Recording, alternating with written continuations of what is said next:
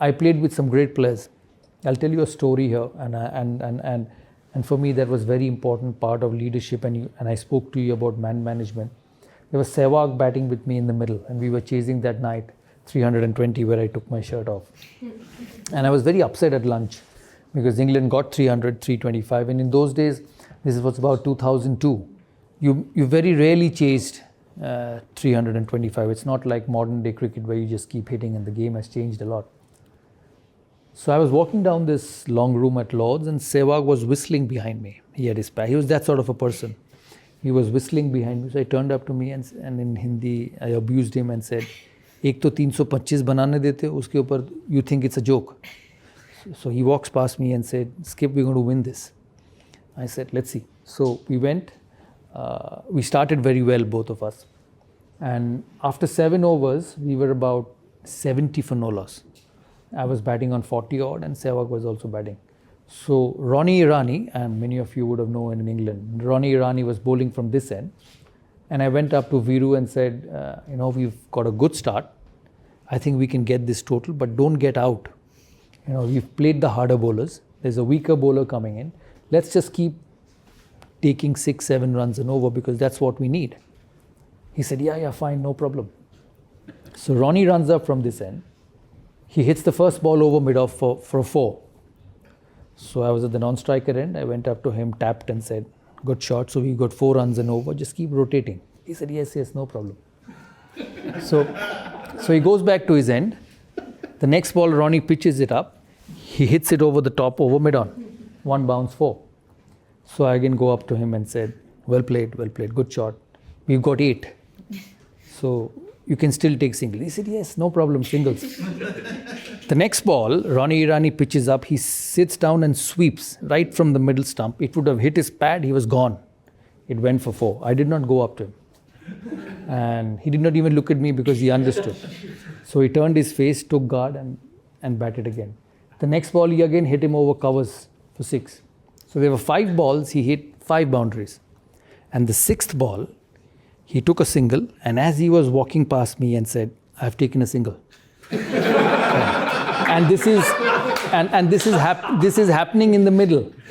And we got 22 runs that over. He smashed him. He was so good. So I was furious at the other end because he did not listen to me. So I had 2 options. Either I woke up at the middle and given him my peace of mind. So I took a couple of minutes to pull myself back and went up to him and I said, keep concentrating. So I didn't tell him anything. He played an absolute blinder of a knock and we won. We finished the game, we won, and as I sat in this dressing room upstairs, he was slightly far away from me and I was sitting here. I kept thinking to myself, I said, today you won this game because that gentleman at the other end just took the opposition bowler on. And what were you thinking of telling him? That be conservative, take a single, go to the next over. But here was one person who felt that he could hit him for 20 in that over and turn the game around. And I say this to all of you here because sometimes as a leader, when you work with different people, you have your own way of doing things, your own way of being successful, and you go and tell him, hey, this is the way I think is right. Let's do it. And we'll win that way. But there's the other person who's more talented, who's more gifted, who looks at things differently and probably has a better solution than you. And it was Sehwag that day who had a better solution than me. And it taught me a lot. We did win the game, but it made me a better captain. And a couple of days later, I met him at the breakfast. I said, why did you do this? So first question he asked me, are you angry on me? I said, I was, I'm not anymore. He said, good. I said, I told you to play singles. Why did you hit him? He said, I felt that was the best thing to do at that particular moment. He said that was the best thing I felt would win India the game at that particular moment.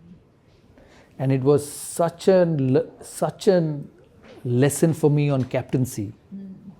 I said, I have a Sehwag who's different. I have a Dravid who's different. I have a Ganguly who's different and I have a Harbhajan Singh who's different. They can't play the same way. So if I have to be successful, I have to understand that they win cricket matches their way. And I have to let them do that. And I think a successful group, a successful entrepreneur, along with your aims and goals and objectives of wanting to be successful, don't forget this very simple line and solution in your journey is that everyone's different.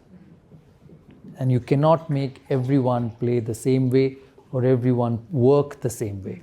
As long as he delivers for you, as a leader, you need to have that a capability of adjustment in you. And I say that, when you manage individuals, you have to manage them differently.